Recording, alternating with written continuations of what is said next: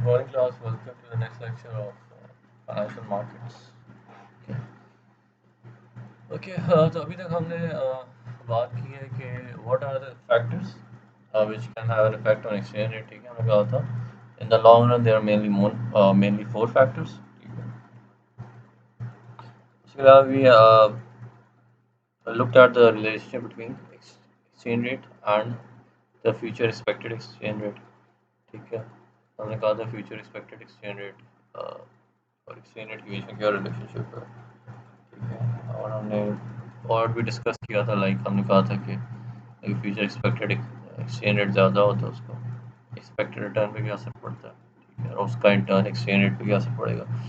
ठीक है, और हमने डिमांड ग्राफ भी देखा है. ठीक है, हमने कहा था कि जो एक्सचेंज रेट होता है it is determined by the demand and supply. ठीक है, the demand of dollar assets and supply of dollar assets. ठीक है, तो जहाँ पे डिमांड कर्व और सप्लाई कर्व इंटरसेक्ट करते हैं that is the equilibrium exchange rate. ठीक है, अ,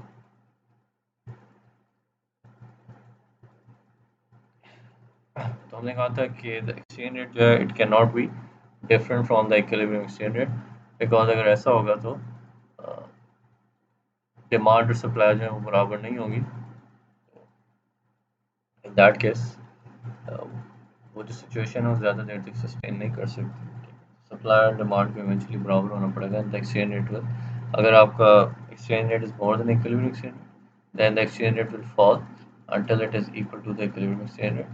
इसी तरह अगर उल्टा है आपका exchange rate is less than equilibrium exchange rate then आपका इक्विलिब्रियम एक्सचेंज रेट बढ़ेगा until it is equal to the आपका एक्सचेंज रेट बढ़ेगा until it is equal to the equilibrium exchange rate. ठीक है, तो मेन पॉइंट इज कि आपका किसी भी दो करेंसी के बीच में जो एक्सचेंज रेट है it should be equal to the equilibrium exchange rate. ठीक है, और इक्विलिब्रियम एक्सचेंज रेट क्या होता है. Equilibrium exchange rate is that exchange rate which is determined by demand and supply of assets. Okay. तो let's have a look at some other factors जिनका exchange rate के ऊपर असर पड़ सकता है. ठीक है,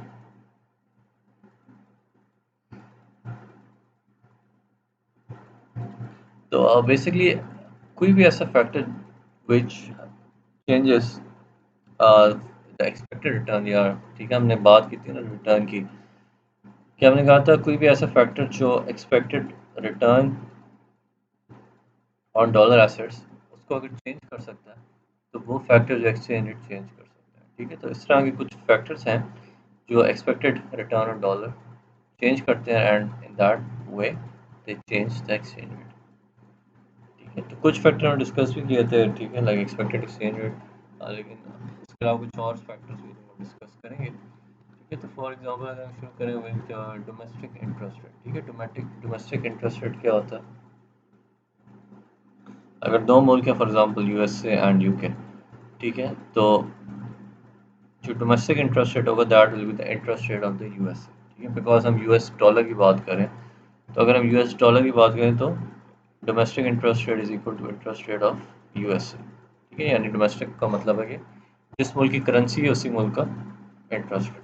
ठीक है, तो क्वेश्चन इज कि इंटरेस्ट रेट का एक्सचेंज रेट के ऊपर क्या असर पड़ता है. ठीक है, तो over here we are talking about the exchange rate between dollar and euros. ठीक है, तो यूके की करेंसी यूरो नहीं है but UK still part of Europe. तो आप अज्यूम कर लें कि यूके में यूरो ज़्यादा इस्तेमाल होता है as compare to pound sterling. ठीक है, ओनली फॉर दिस एग्जाम्पल. ठीक है, ठीक है, आप कंट्री चेंज भी कर सकते हैं. You can compare between USA and France for this case. ठीक है, फ्रांस की करेंसी यूरो है और यूएसए की US dollar. So thing is के अगर लेट्स से कि अगर यूएसए में इंटरेस्ट रेट्स इंक्रीज कर दें, यानी कि डोमेस्टिक इंटरेस्ट रेट इंक्रीज करें. ठीक है, अब हम जब इंटरेस्ट रेट की बात करें तो हम किन इंटरेस्ट रेट की बात कर रहे हैं. ठीक है, नॉर्मली हम उन इंटरेस्ट रेट्स की बात करते हैं विच आर स्टैंडर्ड. ठीक है, सिर्फ पाकिस्तान में जो है ना आपका स्टैंडर्ड है किबोर. ठीक है, KIBOR stands for Karachi inter bank offer rate. ठीक है, लंदन में या इंटरनेशनली जो स्टैंडर्ड है उसको हम लिबोर कहते हैं. ठीक है, London inter bank offer rate.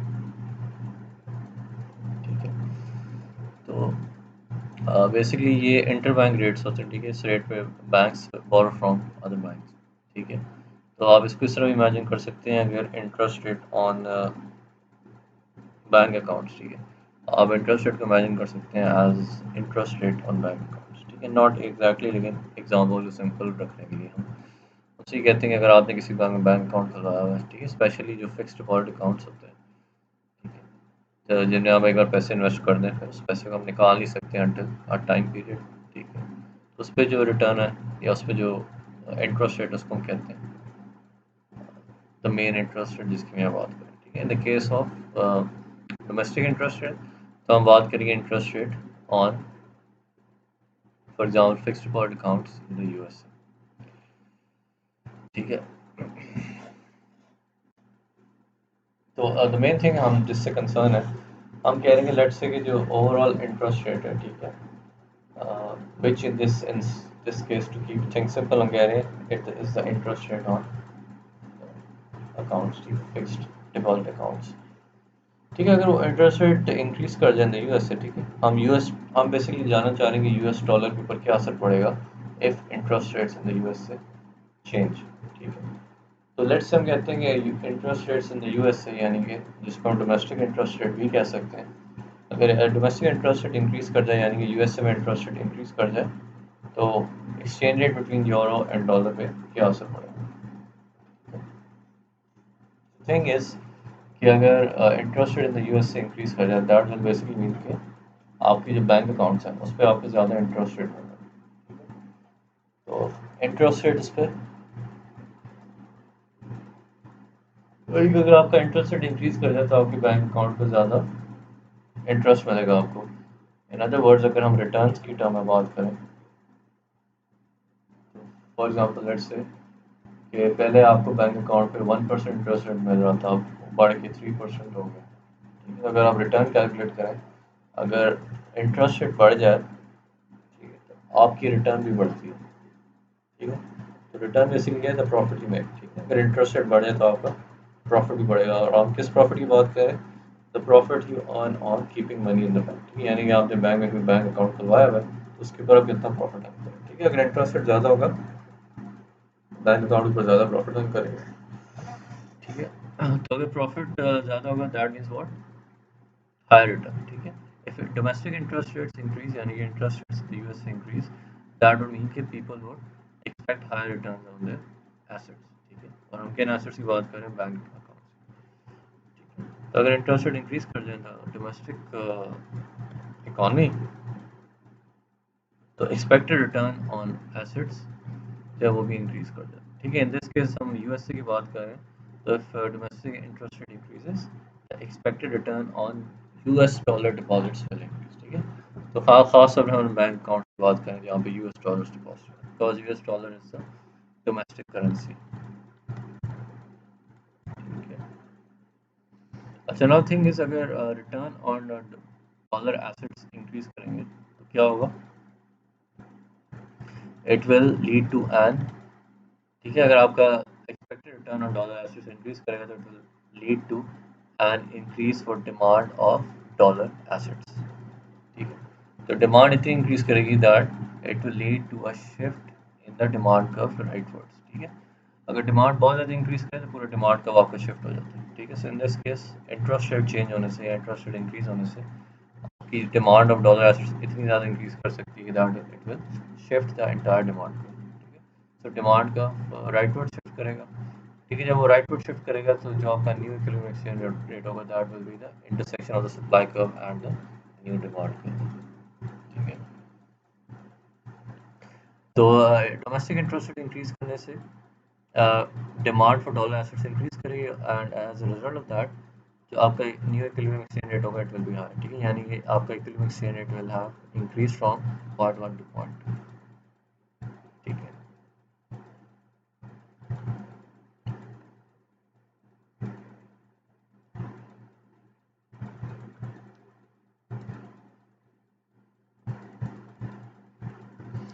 ठीक है, सो ये स्टेटमेंट आपकी बुक में लिखी हुई है, डू रीड इट केयरफुली, ठीक है। स्लाइड्स में भी लिखी है, मैं आपको अपलोड कर दूंगा, ठीक है।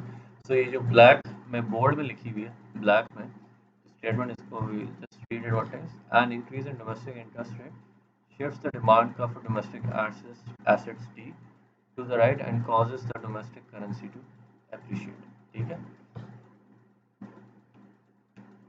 तो अगर डोमेस्टिक इंटरेस्ट रेट इंक्रीज करेगा तो डिमांड कब राइट की तरफ शिफ्ट करेगा, यानी कि डिमांड इंक्रीज करेगी और उसकी वजह से आपका जो इक्विलिब्रियम एक्सचेंज रेट जो है इंक्रीज कर जाएगा, मीनिंग कि आपकी डोमेस्टिक करेंसी जो है वो अप्रिशिएट करेगी relative to the foreign currency. ठीक है, in this case domestic currency क्या है, US डॉलर. ठीक है, in this case domestic currency is the US dollar. तो US डॉलर will appreciate यानी कि it will increase relative to the euro और उसकी वजह से आपका जो इक्विलिब्रियम एक्सचेंज रेट है इंक्रीज हो जाएगा. ठीक है, अच्छा अगर इसको उल्टा हम कर लें, what happens if domestic interest rates decrease. ठीक है, if domestic interest rates decrease तो क्या होगा, a decrease in the domestic interest rate ID shifts the demand curve for domestic assets D to the left and causes the domestic currency to depreciate. ठीक है, अगर domestic interest rate आपका decrease करेगा तो उल्टा इफेक्ट होगा, आपका जो डिमांड कर्व है इट विल शिफ्ट लेफ्टवर्ड्स. ठीक है, जब वो लेफ्टवर्ड शिफ्ट करेगा तो आपका जो इक्विलिब्रियम एक्सचेंज रेट है it will come somewhere over here. ठीक है, तो आपका जो नया इक्विलिब्रियम एक्सचेंज रेट होगा it will be somewhere over here which is less then E1. ठीक है, सो दैट विल मींस कि आपका equilibrium exchange rate will have decreased.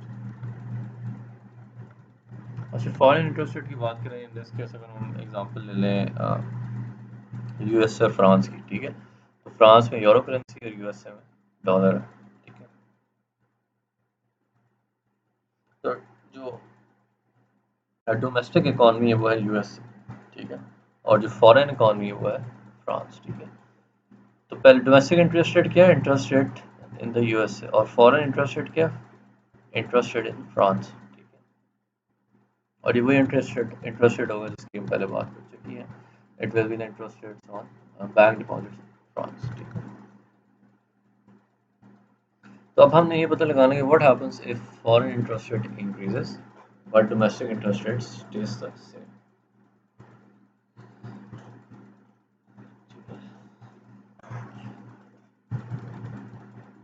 अच्छा, let's assume कि foreign interest rate increase करता है, domestic interest rate remaining the same and all other things remaining the same. ठीक है, तो उसका क्या असर पड़ेगा on exchange rates. ठीक है, अगर आप इस ग्राफ को देखें, when domestic interest when foreign interest rates increase तो क्या होता है, basically the expected return on US dollar deposits will decrease. ठीक है, फॉरेन इंटरेस्ट रेट इंक्रीज करेगा तो क्या करेगा होगा, लोग यूएसए के बैंक अकाउंट से पैसा निकाल के फ्रांस के बैंक अकाउंट से जमा कराने लग जाएंगे, बिकॉज वहाँ पे इंटरेस्ट रेट्स आर हायर. ठीक है, तो इससे क्या होगा कि जो एक्सपेक्टेड रिटर्न है यूएसए में वो कम हो जाएगी. ठीक है, बेसिकली होता है कि एक्सपेक्टेड रिटर्न जो है पहले कम होती है. ठीक है, फॉरेन इंटरेस्ट रेट इंक्रीज किया है तो उसके साथ ही पीपल आर एक्सपेक्टिंग यूएसए में जो है रिटर्न ज़्यादा नहीं मिलेगी. ठीक है, एंड बिकॉज फ्रांस में इंटरेस्ट रेट हायर है तो यूएसए में ज़्यादा रिटर्न नहीं मिलेगी, फ्रांस में ज़्यादा मिलेगी. तो people will start thinking about withdrawing money from USA and depositing and investing that money in France. ठीक है, पहला इफेक्ट ये होता है फॉरेन इंटरेस्ट इंक्रीज होने का, expected return on dollar assets decreases because in this case dollar is the domestic currency. So जब domestic assets पे expected return decrease करती है तो it decreases the demand for US dollar assets. ठीक है, US dollar assets की demand decrease होने का मतलब यही है कि लोग यूएसए में पैसा नहीं रखना चाहते बल्कि यूएसए से पैसा निकाल के फ्रांस में लेके जाना चाहते हैं, इसलिए यूएसए के जो डिपॉजिट्स हैं उनकी डिमांड कम हो जाती है. ठीक है, यूएसए की डिमांड से डिमांड कम होती है, डिमांड का विल शिफ्ट लेफ्टवर्ड. ठीक है, डिमांड का आपका लेफ्ट की तरफ शिफ्ट करेगा. So remember, a shift rightwards in the demand का means an increase in demand and a shift leftwards in the demand curve means a decrease in demand. So again, a rightward shift in demand curve means an increase in demand, and a leftward shift in demand means a decrease in demand. Demand decrease हो जाती है और आपका जो नया economic point है that will be the intersection of the, so ये आपका नया डिमांड कर्व है D2. ठीक है, D2 is the new demand curve, यानी कि D1 जब डिक्रीज हुआ है तो इट कम्स टू D2. ठीक है, D2 नया डिमांड कर्व हो जाता है और आपका economic exchange rate is point of intersection, यानी कि जिस पॉइंट पे D2 और सप्लाई का मीट करें वो आपका नया नया इक्विलिब्रियम एक्सचेंज रेट। ठीक है, तो बेसिकली हुआ क्या है कि फॉरेन इंटरेस्ट रेट इंक्रीज हुआ है, that has led to a decrease in demand of dollar assets, और उसकी वजह से आपका इक्विलिब्रियम एक्सचेंज रेट डिक्रीज होगा।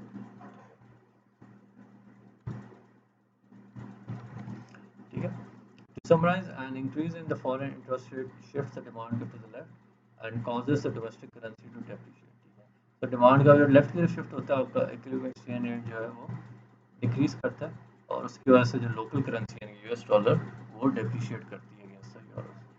ठीक है, अगर आपका इंटरेस्ट रेट फॉल करे, ठीक है, यानी कि इंटरेस्ट फॉरेन इंटरेस्ट रेट बजाय इंक्रीज करने के अगर डिक्रीज करे, उसका क्या असर होगा? उसका असर एग्जैक्टली उल्टा होगा। ठीक है, a fall in foreign interest rate shifts the demand curve D to the right and causes the domestic currency to appreciate। ठीक है, अगर आपका फॉरेन इंटरेस्ट रेट डिक्रीज करे तो उसका असर क्या होगा? उसकी वजह, अगर फॉरेन इंटरेस्ट रेट डिक्रीज करेगा तो demand of US dollar assets है वो इंक्रीज करेगी। ठीक है, क्यों इंक्रीज करेगी? Because expected return on US dollars, the expected return on US dollar assets has increase. ठीक है, फॉरेन इंटरेस्ट रेट अगर डिक्रीज करता है तो expected return on US dollar assets increase करती है, उसकी वजह से the demand of US dollar assets increases, और उसको आप शो करते हैं right word shape of the demand, और उसकी वजह से आपका इकोनॉमिक एक्सचेंज रेट जो है इंक्रीज करेगा। ठीक है, मीनिंग दैट कि आपकी जो आपके dollar it will appreciate against the euro. ठीक है, डॉलर अप्रिशिएट करने से सिंपली मतलब ये है कि डॉलर की वैल्यू ज़्यादा होती है यूरो के मुकाबले। ठीक है, यानी कि अगर आज $1 इज इक्वल टू 151, नहीं, if $1 is equal to 2 euros. ठीक है, तो इन फ्यूचर ऐसा हो जाएगा कि अगर करेंसी अगर यूएस डॉलर अप्रिशिएट करेगा इन फ्यूचर ऐसा हो जाएगा कि $1 is equal to how much. ठीक है, तो बेसिक आइडिया इज कि आपका जो यूएस डॉलर है जब अप्रिशिएट करता है should be able to buy more of euros. ठीक है, तो इसका एक्सचेंज रेट हो जाएगा like $1 is equal to 3 euros. ठीक है, इसी तरह अगर यूएस डॉलर आपका डेप्रिशिएट करेगा तो दैट मीन्स कि US dollar will not be able to buy as many euros as before, यानी कि अगर 2 यूरो का रेट है $1 इक्वल 2 यूरोस, तो जब आपका डॉलर डेप्रिशिएट करता है तो exchange rate will be like $1 equal to 1.5 euros. अच्छा, अब आते हैं changes in expected future exchange rate. इसको हम थोड़ा देख चुके हैं ऑलरेडी। ठीक है, हम सिर्फ देखना चाहते हैं कि इसका डिमांड पे कितना असर पड़ता है ओवर हियर नाउ। ठीक है, तो पहले पढ़ चुके हैं that expected future exchange rate जो है उसका एक्सपेक्टेड रिटर्न में क्या असर पड़ता है। ठीक है, so basically a rise in the expected future exchange rate shifts the demand curve to the right।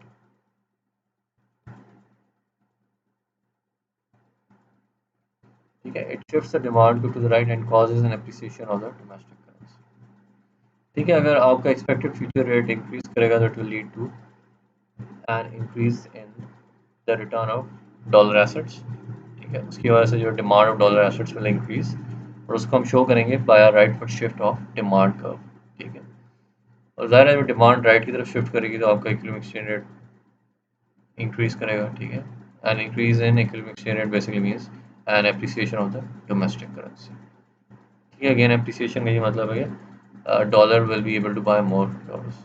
ठीक है, यानी $1 जो ज़्यादा यूरोस के बराबर हो जाएगा। ठीक है, अगर उल्टा हो जाए, what happens if there is a decrease in future expected rate. ठीक है, if there is a decrease in future expected rate तो एग्जैक्टली उल्टा होगा, expected return on US dollars क्या करेगी? डिक्रीज करेगी, एंड डिमांड का will shift to the left because demand of dollar assets has decreased.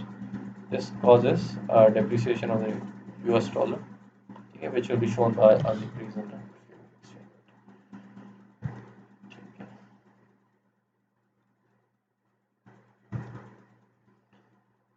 ठीक है, so that is all for this lecture, and thank you so much. Bye.